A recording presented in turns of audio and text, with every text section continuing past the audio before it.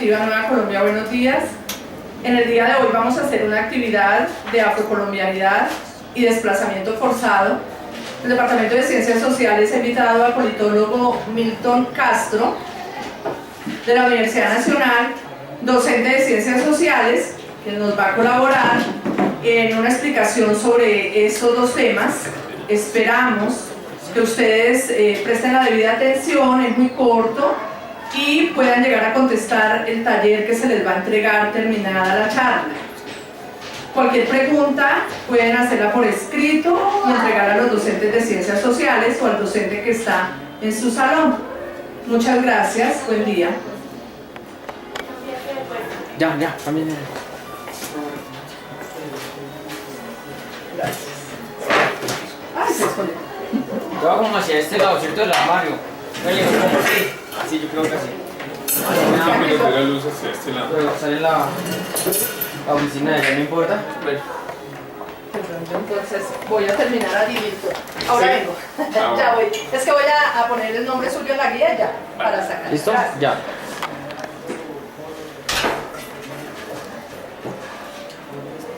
Bueno, muy buenos días para todos y todas.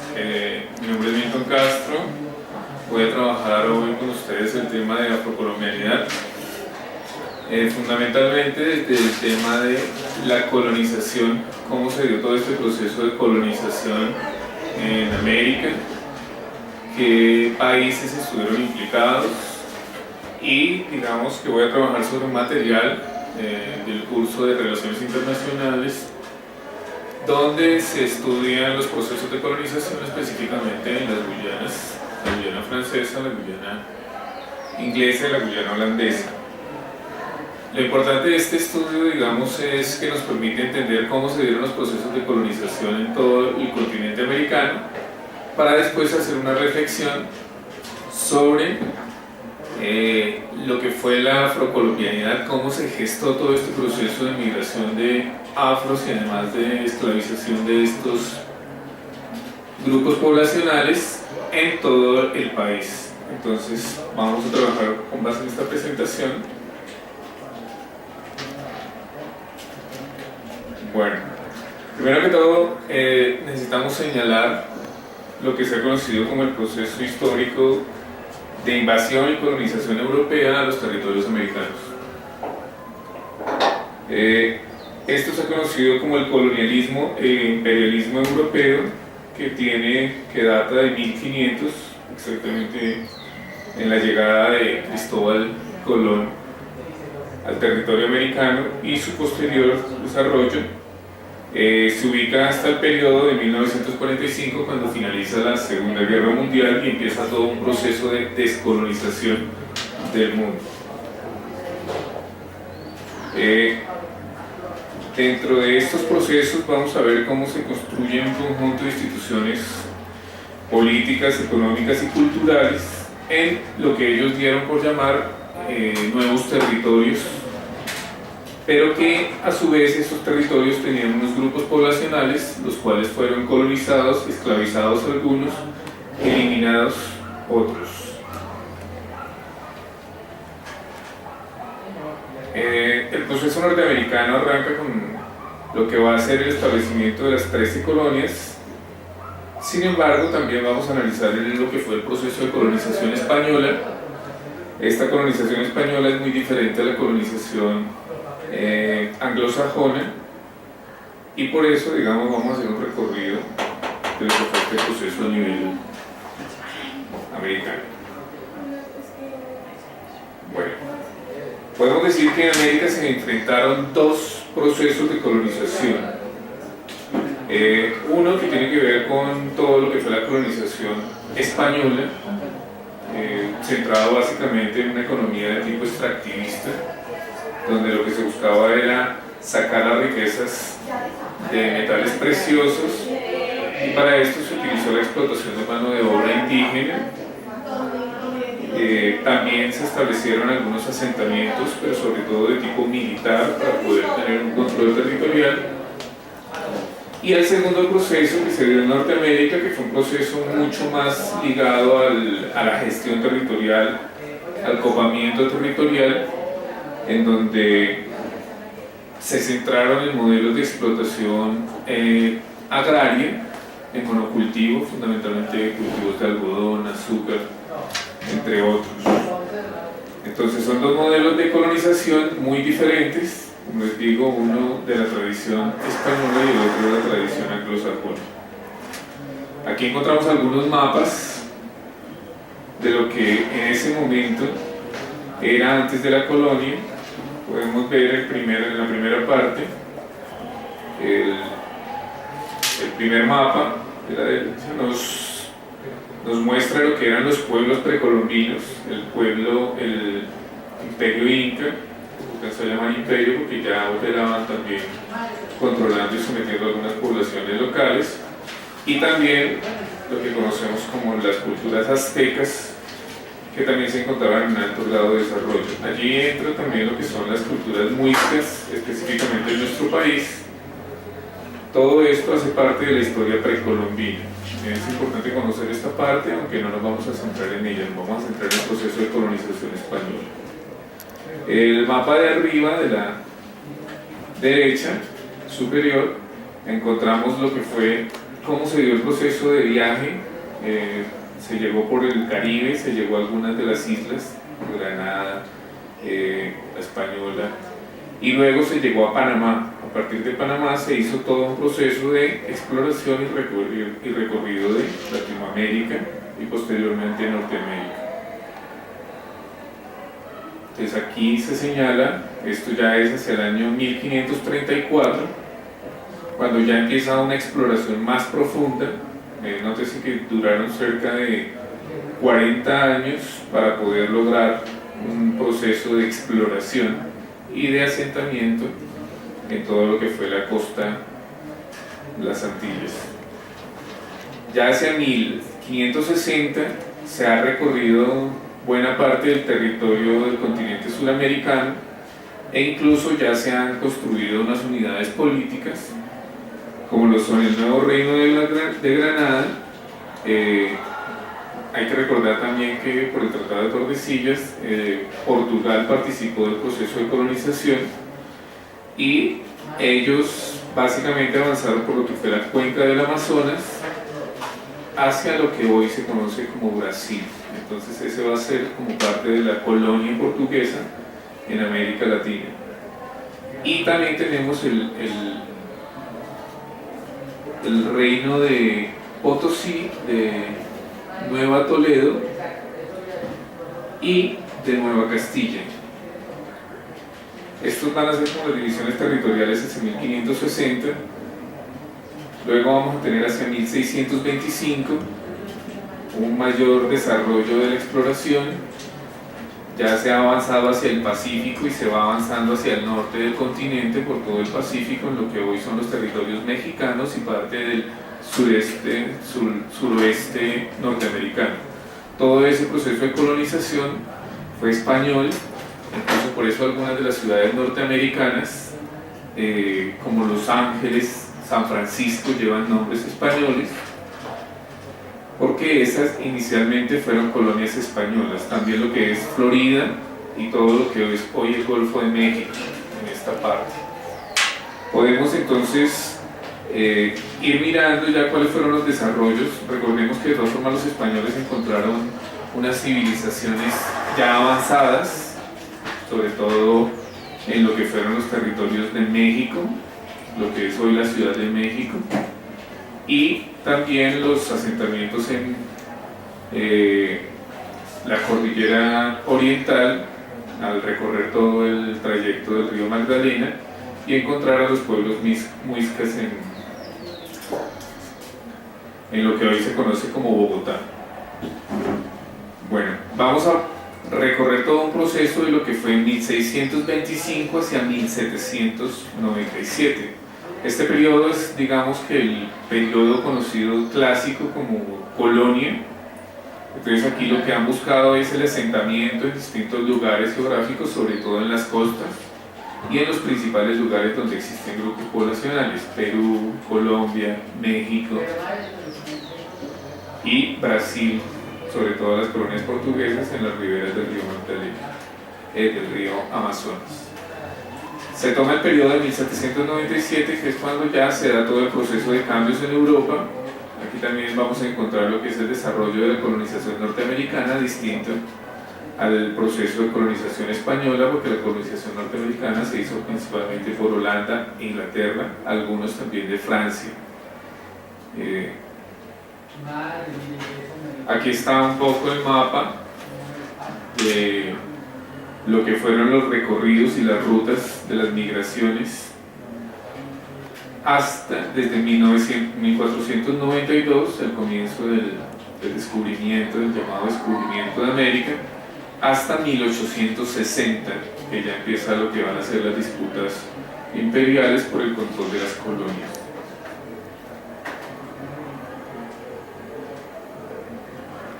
Este es un mapa que nos muestra cuál era la situación antes de la Segunda Guerra Mundial, porque producto de este modelo de desarrollo colonial, las potencias europeas van a empezar a disputarse el control del planeta en su conjunto. Aquí van a surgir ya planteamientos como lo que es la doctrina Monroe, que es América para los americanos, es decir, el Imperio Británico, que desarrolla todo el proceso de colonización norteamericana, luego el proceso de independencia norteamericana, y Norteamérica considera a Sudamérica como parte de sus territorios con posibilidad de conquistarlos y administrarlos. Sin embargo, muchos de estos países conservan lo que es la herencia de la colonización española y ya llevan casi 3 siglos de mestizaje cultural. Entonces aquí ya empezamos a mirar lo que van a ser las diferencias entre los modelos de colonización. Vamos a encontrar la colonización española, una economía de enclave, poco énfasis en explotación agraria, con fines de establecimiento territorial. Recordemos que los españoles, no voluntariamente, pero sí como consecuencia histórica, lograron un mestizaje, mientras que la colonización inglesa iba arrasando, iba desplazando poco a poco las comunidades nativas, como fue todo el poblamiento del continente norteamericano, sin lograr ese mestizaje que se logró en América del Sur. La colonización inglesa también se establece como economía de enclave, fundamentalmente metales preciosos, pero también, como les decía, empiezan a haber unos flujos migratorios por la violencia que se estaba desarrollando en Europa, y estos flujos migratorios fueron estableciendo todo un proceso de colonización que se conocieron como las 13 colonias en Norteamérica. La colonización francesa también se dio, ellos colonizaron lo que fue el centro de Norteamérica y posteriormente terminaron vendiéndole los territorios a los holandeses, y estos holandeses se los vendieron luego a los americanos después del proceso de independencia. Y por último está la colonización holandesa.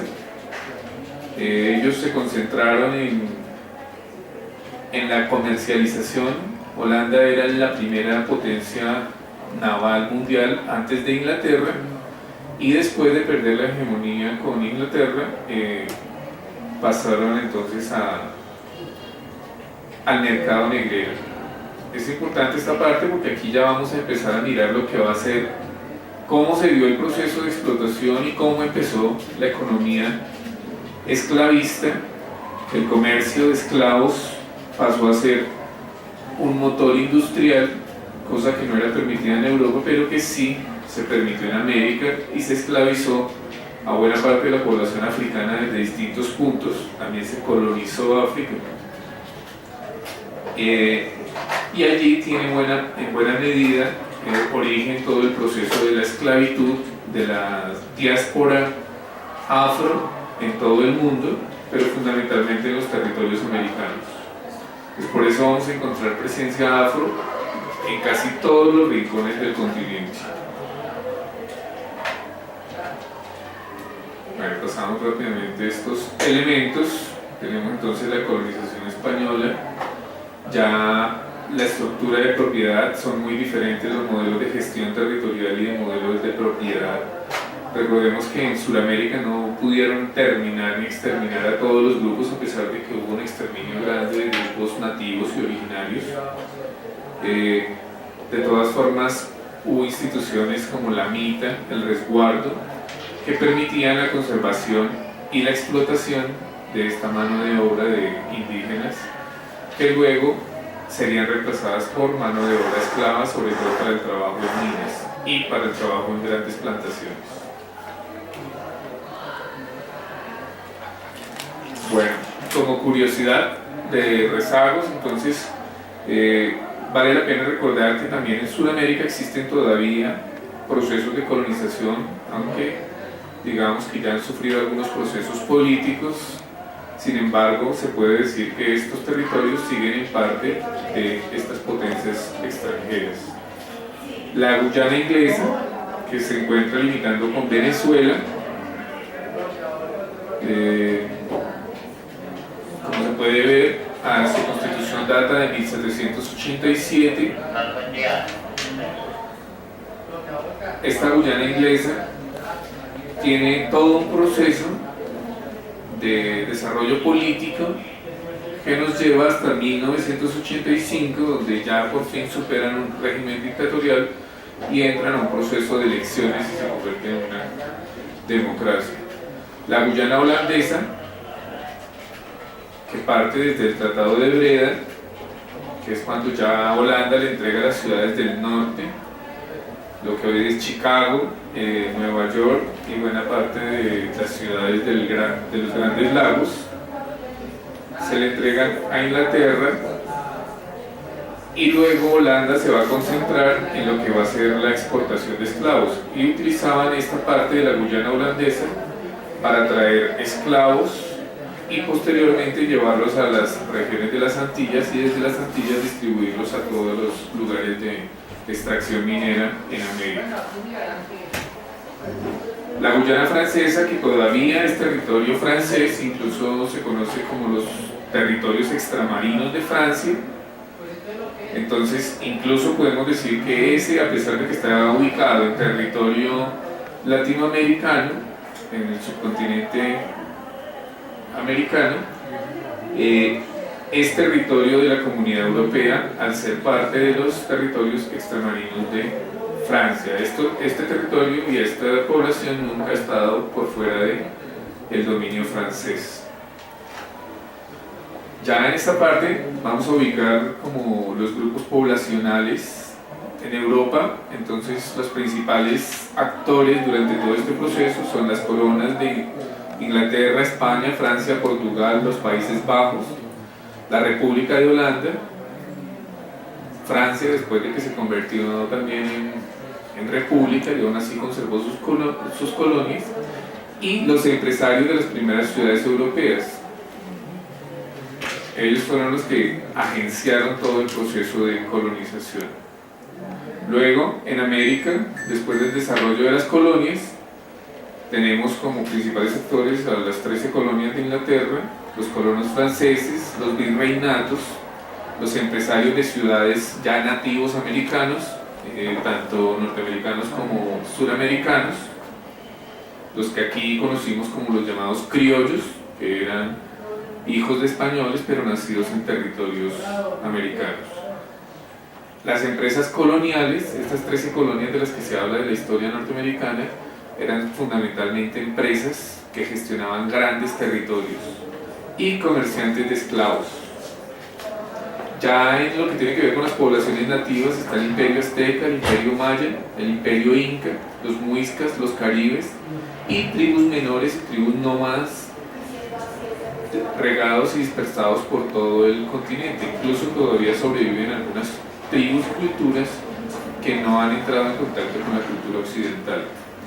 Y por último tenemos los esclavos africanos, que es una migración que es parte de todo este proceso de explotación de mano de obra y de sometimiento de seres humanos en condición de cosas, que se les hizo perder toda su condición y su dignidad como seres humanos. La migración forzada, que también se dio de la India, parte del proceso del desarrollo del proceso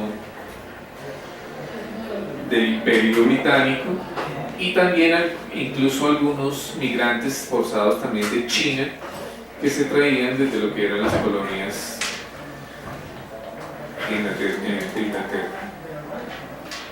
Bueno, ya para finalizar tenemos lo que son algunos elementos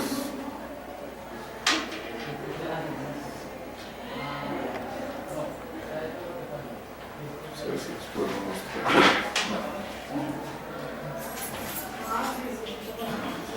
Bueno, como ya para finalizar esta parte, las conclusiones, el proceso de colonización estuvo precedido por el movimiento de expansión de los estados monárquicos y los empresarios de las principales ciudades europeas.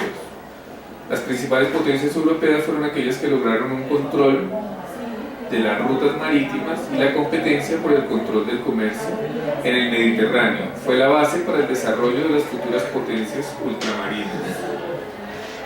La esclavitud y el sometimiento de pueblos nativos fue fundamental para el desarrollo económico, mientras en Europa no se permitían procesos de esclavitud. En las zonas ultramarinas era imposible controlar el desarrollo de esta. El desarrollo comercial y mercantil marcó el derrotero y se convirtió en el objetivo primordial de los procesos de control de las colonias. Las potencias europeas emergentes marcaron la pauta para los hechos y sucesos que llevarían a la Primera y Segunda Guerra Mundial en lo concerniente al reparto del mundo sometido de las áreas ultramarinas y en la misma Europa.